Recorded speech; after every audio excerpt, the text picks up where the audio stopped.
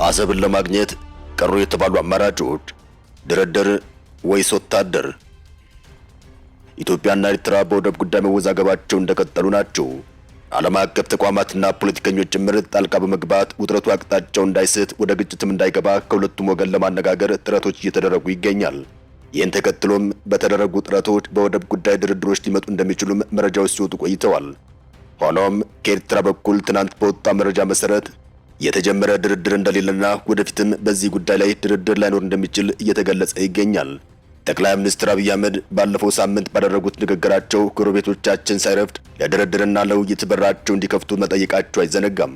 የአሰብ ጉዳይ ከቀን ወደ ቀን አጀንዳው እየጠነከረ በመሄድ ላይ ይገኛል። በድርድር አለያም በውይይት የማይቻል ከሆነ ጉዳዩ ወደ ግጭት ሊያመራ እንደሚችልም የበርካቶች ስጋት ሆኗል።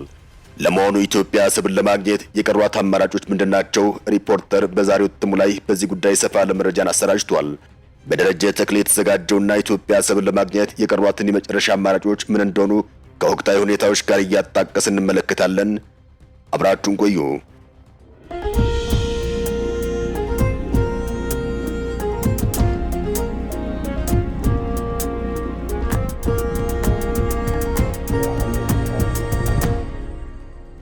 እስካሁን ባሉት ሁኔታዎች ኢትዮጵያ ያነጣጠረችው አሰብ ወደብ ላይ ሲሆን ይህንንም በሰላማዊ መንገድ አለያም በሰጥቶ መቀበል ለማግኘት ያለፉትን ዓመታት ጥረቶች ስለመደረጋቸው መረጃዎች ያሳያሉ። የእርቁ ሰሞን ወይም ከ6 ዓመታት በፊት ይህ አማራጭ ቀርቦም ከኤርትራ በኩል መልካም ያልሆነ ምላሽ መሰጠቱ አይዘነጋም። የሁለቱ ሀገራት ግንኙነት እንዲሻክር ያደረገውም የአንደኛው ወደብ ጉዳይ ስለመሆኑም መረጃዎች ያመላክታሉ። ኢትዮጵያ ከወደብ ተነጥዬ አልቀርም በማለቷና ኤርትራ ደግሞ በዚህ ጉዳይ ላይ መረር ያለ አቋም በመያዟም የግጭት ድባብ እንዲፈጠር ሆኗል። ግጭቱ ውስጥ ከተገባ አደገኛ ነገር ሊፈጠር ይችላል።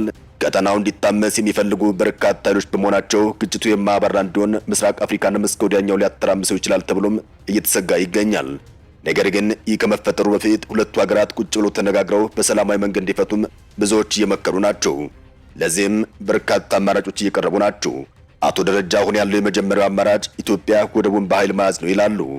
የመጀመሪያው አማራጭ ኢትዮጵያ የባህር በር የማግኘት መብቷን በሙሉ ወታደራዊ ኃይል ተጠቅማ መፈጸም ነው። በእርግጥ በዚህ ባለንበት ዘመን የሌላውን ሀገር መሬት በኃይል የወሰዱ ወስደውም ያልመለሱና ባደረጉት ተግባርም በሕግ ያልተጠየቁ ሀገራት ስለመኖራቸው ማሳያ ይጠቅሳሉ። አሜሪካ እንደ አውሮፓውያን አቆጣጠር 1945 የጦር ሰፈር ካደረገቻት የጃፓኗ ኦኪናዋ ግዛት ምድርና ሰማይ ቢገናኙ ጦሯን አታስወጣም። ጓንታናሞንም ቢሆን ለባለቤቷ ለኩባ አትመልስም። ሩሲያም አፍጋኒስታንና ሳውዝ ኦሴቲያን ከጆርጂያ አሁን ደግሞ እነ ዶንባስን ከዩክሬን ወስዳለች። እናም ሩሲያ እነዚህን ግዛቶች ትመልሳለች ተብሎ አይጠበቅም። እንግሊዝ የአርጀንቲናዋን ፎርላንድ ደሴት በኃይል ከወሰደች በርካታ ዓመታት ተቆጥረዋል። እስራኤል የፍልስጤምን መሬት ቀስ በቀስ ቀንሳ በራሷ አስተዳደር ስር ካዋለችም የአንድ ጎልማሳ ሰው ዕድሜን አስቆጥራለች። ኢትዮጵያም በኃይል ብትይዝ ከጊዜ በኋላ የግዛቱ አካል ማድረግ ትችላለች ሲሉ ይመክራሉ። ይህ ሁሉ የሚደረገው ሕግ ባለበት ዓለም ነው የሚሉት ጸሐፊው፣ ይሁን እንጂ በየዓመቱ የበጀት ድጎማና የተለያዩ ኢኮኖሚያዊ ድጋፎች ጥያቄ ለምታቀርበው ሀገር በጉልበት ወደብ ለመንጠቅ ወታደራዊ ሆነ ኢኮኖሚ አቅሟ አይፈቅድላትም ሲሉ ይደመጣሉ። ብታደርገው በማዕቀብ ያምሷታል። ዋነኞቹ የዓለም ሀያላን ሀገራት የሌሎችን ትናንሽ ኃይሎች የእነሱን መሰል ስራ እንዲሰሩ አይፈቅዱም። ትንንሽ ሀገራት ሕግ ሲጥሱ ሕግ ሁሉ ያነ ይሰራል። የተባበሩት መንግስታት ድርጅት እንዲሆን በአስቸኳይ ለቃችሁ ውጡ ሊል ይሰበሰባል። ስለዚህም ለኢትዮጵያ ኃይል መጠቀሙ ለጊዜው ቢሳካ እንኳን ዘላቂነቱ ያጠራጥራል ሲሉ ይደመጣሉ። ኢትዮጵያ የኃይል አማራጭ ብትጠቀም አሰብን መያዝ እንደምትችል፣ ነገር ግን ከዚያ በኋላ ደግሞ ጠንከር ያሉ ጫናዎችና ማዕቀቦች ሊመጡ እንደሚችሉ ስጋታቸውን ይገልጻሉ። በእርግጥ ይህ የመሆን ዕድል አለው። ቀይ ባህርን በብቸኝነት መቆጣጠር የሚፈልጉ የአረብ ሀገራት የኢትዮጵያን የወደብ ስፍራ መመለስ አይፈልጉም። ስለዚህ ጫናዎችና ማዕቀቦች ሊኖሩ መቻላቸው ግልጽ ነው። ቢሆንም ግን ኢትዮጵያ ወደብን በኃይል የመያዝ አደገኛ አማራጭ እንዳላት የሪፖርተር ዘገባ ያሳያል። ሁለተኛው አማራጭ በተለይም በተደጋጋሚ ስለመሞከሩ የሚነገረው በድርድር አሰብን ማግኘት ይሆናል። ይህ ደግሞ እጅግ ሰላማዊን አማራጭ ከኤርትራ ጋር በመነጋገር የዊን-ዊን ወይም የሰጥቶ መቀበል ስርዓትን በመከተል እነሱም ተጠቅመው ሌላው እንዲጠቀሙ በረጅም ጊዜ ኪራይ አለያም ተመጣጣኝ ዋጋ ባላቸው ነገሮች ልውውጥ በማድረግ ማከናወን ይቻላል። ለምሳሌ እዚሁ አካባቢያችን ሩዋንዳ፣ ዩጋንዳና ብሩንዲ በኬንያና በታንዛኒያ ወደቦች በድርድር ይጠቀማሉ። በላቲን አሜሪካ ደግሞ ፓራጓይ፣ አርጀንቲናና ኡራጋይን በማደራደር ስትጠቀም፣ በአውሮፓ ኦስትሪያ፣ በጣሊያን ወደብ ስዊዘርላንድ፣ በጀርመን ወደብ ሃንጋሪ፣ በሩማንያ ወደብ በሰጥቶ መቀበል መርህ ይጠቀማሉ። ይህ መንገድ ሁለቱም ጎረቤት ሀገራት ከሞላ ጎደል የሚጠቅም በእኩልነት የሚያይ የድርድርም ሆነ የስምምነት መንፈስ ያዘለ ሰላማዊና ህጋዊ እንዲሁም እጅግ ዘላቂነት ያለው ስለመሆኑም በርካቶች ይናገራሉ። ኢትዮጵያ አሰብን በድርድር ለማግኘት ሙከራ ያደረገችው ከ6 ዓመታት በፊት እንደሆነ ይነገራል። የኢትዮጵያ መርከብም መልህቋን በዚያ ወደብ ላይ መጣሉ አይዘነጋም። ይህን ተከትሎም ከአሰብ ወደ ኢትዮጵያ የሚያስገባ መንገድ ጥገና ተደርጎለት ነበር። ያኔ ጠቅላይ ሚኒስትሩም አሰብን መጎብኘታቸው ይታወሳል። መረጃዎች እንደሚያሳዩት ኢትዮጵያ ለኤርትራ አንዳች ነገር በለውጥ በመስጠት አሰብን የመቀበል ፍላጎት ነበራት። ሆኖም ግን ያልተሳካም። አሁንም የድርድር ወሬዎች ቢኖሩም ከወደ ኤርትራ በኩል ግን የተጀመረ ነገር እንደሌለ ምላሽ ተሰጥቷል። አቶ ደረጀ በሶስተኛ አማራጭነት የሚያቀርቡት በህግ ላይ ተንተርሶ በመከራከር በዓለም አቀፍ አደባባይ አሸንፎ ወደቡን መረከብ ይሆናል። በእርግጥ ይህ ቢሳካ ግጭት ሊቀሰቅስ ይችላል። በተለይ ኤርትራ የብዙ ዓለም አቀፍ ህጎች ስምምነት አካል ያልሆነች በመሆኗም አልቀበልም የማለት እድሏ ሰፊ ነው። ይህም ወደ ግጭት ሊያስገባ ይችላል። ይህ ተስፋ የሚሆነው ኢትዮጵያ ወደቡን በኃይል እንደያዘች ስለሚታወቅ ግጭት ቢፈጠር ዓለም አቀፍ ጫና ውስጥ እንዳትወድቅ ያደርጋታል። ይህ አማራጭ ሁለት ስልቶች አሉት የሚሉት አቶ ደረጀም የአሰብ ግዛት ከ150 ዓመታት በፊት ያላግባብ በሽያጭ የተወሰደ መሆኑን በማንሳት ሻጩ በተለይ እንዲያስተዳደር የተሰጠውን ግዛት በሌላ ስልጣን አሳልፎ ለማይገባው ድርጅት በመሸጡ ዓለም አቀፍ ክስ ተመስርቶ ከመጀመሪያው ገዢ ያልሆነ ያልተገባ ግዥ የፈጸመው የጣሊያን መንግስት ወደቡን ለባለቤቶቹ እንዲመልስ በኤርትራ ላይ ፖለቲካዊና ኢኮኖሚያዊ ተጽዕኖ እንዲያደርግ ጫና ማሳደር ይችላል ይላሉ። በንጉሠ ነገሥቱም ሆነ በደርግ ዘመን የነበሩ የኢትዮጵያ መንግስት ባለስልጣናት የሚያስተዳድሩትን ግዛት ለአስተዳደራዊ አመችነት በፈቀዱት ቦታና መዋቅር በመቀየር የማስተዳደር ህገ መንግስታዊ ስልጣን ነበራቸው።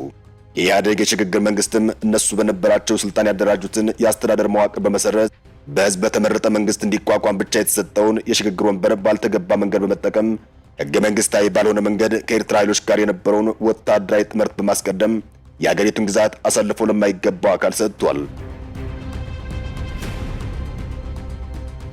ይህ ድርጊት ከ150 ዓመታት በፊት ከተከናወነው የአሰብ ህገወጥ ሽያጭ ድርጊት ጋር ይመሳሰላል። በመሆኑም የኢህአዴግ የሽግግር መንግስት የወሰነውን ህገወጥ ውሳኔ ተወግዞም ግዛቱን በወሰደች ኤርትራ ላይ ዓለም አቀፍ ክስ እንዲመሰረት በማድረግ በፍርድ ቤት ውሳኔ ሆነ በግልጽ ዳኝነት ወይም አርቢትሬሽን አሰብን የማስመለስ እንቅስቃሴ ቢደራጅ አዋጭ ነው ሲሉ ይመክራሉ። እዚህ ላይ ግን አንድ መሰናክል ሊሆን የሚችል ነገር እንዳለ ይታያል። የአፍሪካ አንድነት ድርጅት በተመሰረተ በዓመቱ ማለትም እንደ አውሮፓውያን አቆጣጠር 1964 ካይሮ ላይ በጠራው ጉባኤው በአፍሪካውያኑ መሪዎች ውይይት ተካሂዶ የጸደቀ አንድ ታላቅ አጀንዳ ነበር። የአፍሪካ ሀገራት ነፃነታቸውን ባገኙበት ዘመን የነበራቸውን ወሰን የየሀገራቸው ወሰን ሆኖ ይጸናል የሚል ነበር። ይህ ማለት ኤርትራ ከጣሊያን ሆነ ከእንግሊዝ ነፃ የወጣችው ከነ ወደቦቿ ስለነበር የአሰብ ወደብ በኤርትራነቱ ይጸናል እንደማለት ነው። ይህን ውሳኔ የሚገዳደረው ግን ከነፃነት በኋላ በዓለም አቀፍ ደረጃ ህጋዊነቱን አግኝቶም እንደ አውሮፓውያን አቆጣጠር በ1952 ከኢትዮጵያ ጋር በፌዴሬሽን ስርዓት የተሳሰረው የኤርትራ መንግስት ከ10 ዓመታት በኋላ ኖቬምበር 14 1962 በራሱ በኤርትራ ምክር ቤት ውሳኔ ፌዴሬሽን አፍርሶም ከኢትዮጵያ ጋር ሲቀላቀል ከነ ወደቦቹ እንደነበር አይዘነጋም። በመሆኑም ከፌዴሬሽኑ መፍረስ በኋላም የንጉሠ ነገሥቱ መንግስት ሆነ የደርግ መንግስት በነበራቸው ህጋዊ መብት አሰብን በተለየ አስተዳደር እርከንና መዋቅር አስተዳድረዋልና ዓለም አቀፉን ማህበረሰብ ለማሳመን በዚያ አቅጣጫ ሜኑ የሚሻል ይመስላል። በዓለም አቀፍ ህግ መድረኮች ካሸነፍን በኋላ ጦር ማስከተሉ ራሱ ህጋዊ ሊሆን ይችላል። አቶ ደረጀ የጦርነት አማራጭ የመጀመሪያ መሆን የለበትም ሲሉም የሚመክሩ ሲሆን ዓለም አቀፉ ህግ ከፈቀደ በኋላ ግን ወደ ኃይል አማራጭ መግባት ከጉዳቱ ጥቅሙ ያመዝናል ሲሉ ይደመጣሉ። የወደቡ ጉዳይ አሁን ላይ ገፍቶም ለግጭት ስጋት እስከ መሆን ደርሷል። ኢትዮጵያ ኢላማዋ አሰብ እንደሆነች በግልጽ እየታየ ይገኛል። አሰብ በቀይ ባህር ጠርዝ ላይ ከሰፈሩ ቁጥራቸው በርከት ካሉት ትናንሽ ወደቦች ከነ መርሳ ኩባ፣ መርሳ ተክላይ፣ መርሳ ፋጡማና ከመሳሰሉት በመጠን ከፍ የምትል ትሆን እንጂ ከጥንታውያኑ የዘይላና የአዶሊስ ወደቦች ጋር ስትተያይ ብዙም የጀርባ ታሪክ አልነበራትም። አፋሮች በአካባቢው መረባቸውን በመጣል አሳ የማስገር ስራ የጀመሩት ከብዙ መቶ ዓመታት በፊት እንደነበር ይታወቃል። አሰብ ለአንድ የጣሊያን ዜጋ የተሸጠችው በአካባቢው ባላባት ወይም የጎሳ መሪ ሲሆን በወቅቱ የኢትዮጵያ ዘመነ መሳፍንት ላይ ነበረች። በወቅቱ በአገሪቱ በነበረው የውስጣዊ ችግር ምክንያት የኢትዮጵያ መንግስት ዳር ድንበር ላይ እስከ መፈጸም የነበረውን ሁኔታ ካለማወቁም በላይ የአፋር ስልጣኖችም የሽያጩን ታሪክ በቅጡ ያልተረዱበት ሁኔታ ስለነበር ይህን ሽያጭ ሰምታም በግልጽ የተቃወመችው የእስማኤል ፓሾ ሀገር ግብጽ ብቻ ነበረች። ጣሊያን አሰብን ለገዛው የሀገሯ ዜጋ ከፍ ያለ ትርፍ የሚያስገኝለት ገንዘብ በመክፈል እንደ አውሮፓውያን አቆጣጠር 1882 ዓ.ም አሰብን የመጀመሪያ ቅኝ ግዛቷ አደረገቻት።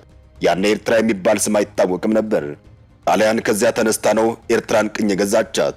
አፋርም ለሁለት ተከፍሎ አሰብን በጣሊያን ስር ቀጥላ ዛሬ ድረስ በኤርትራ ስር ትገኛለች። ኢትዮጵያ አሰብን በሚመለከት ጠንከር ያለ አቋም ያዝ ሲሆን ብዙዎች ወደ ግጭት ሊያስገባ እንደሚችል በስጋት ላይ ናቸው። አበቃን። መልካም ጊዜን ተመኘን።